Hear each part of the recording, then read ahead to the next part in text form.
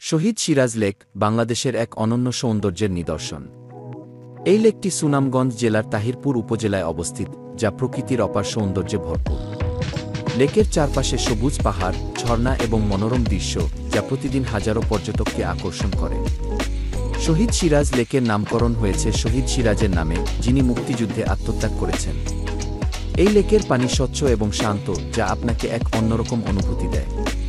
এখানে নৌকায় ভ্রমণ করলে আপনি প্রকৃতির সাথে একাত্ম হতে পারবেন।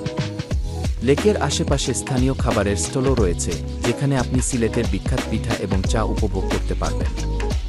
শহীদ সিরাজ লেক শুধু একটি ভ্রমণস্থল নয়, এটি ইতিহাস এবং সংস্কৃতির এক অনন্য মেলবন্ধন।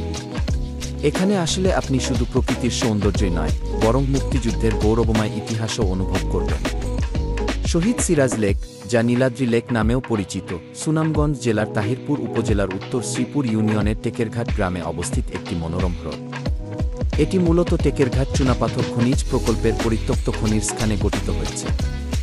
লেকটির নামকরণ করা হয়েছে মুক্তিযোদ্ধা শহীদ সিরাজুল ইসলাম বীর বিক্রমের স্মৃতিতে, যিনি 1971 সালের 7 আগস্ট সাচনা বাজার ও জামালগঞ্জ থানা মুক্ত করার অভিযানে শহীদ হন। লেকের পাশেই তার সমাধি রয়েছে, যা পর্যটকদের জন্য একটি গুরুত্বপূর্ণ দর্শনীয় স্থান।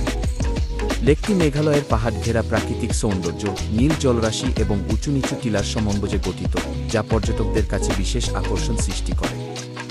এ কারণে একে বাংলার কাশ্মীর বলেও অভিহিত করা হয়। শহীদ সিরাজ লেকের নীল জলরাশি এবং চারপাশের সবুজ পাহাড় টিলা পর্যটকদের মুগ্ধ করে। এটি সুনামগঞ্জ জেলার অন্যতম জনপ্রিয় পর্যটন স্থান, যেখানে প্রতিদিনই দেশি বিদেশি ভ্রমণপ্রেমীরা ভিড় জমায়। লেকটি সুনামগঞ্জ শহর থেকে প্রায় 400 কিলোমিটার দূরে অবস্থিত। ঢাকা থেকে সুনামগঞ্জ পৌঁছে সেখান থেকে সড়কপথে তাহিরপুর হয়ে টেকেরঘাট যাওয়া যায়। তাহিরপুর থেকে নৌকায় করেও লেক পর্যন্ত পৌঁছানো সম্ভব। লেকের গভীরতা বেশি হওয়ায় সাঁতার না জানলে জলে নামা ঝুঁকিপূর্ণ হতে পারে। এছাড়া পর্যটকদের জন্য স্থানীয় প্রশাসনের পক্ষ থেকে কিছু নিয়মাবলী রয়েছে, যা অনুসরণ করা উচিত।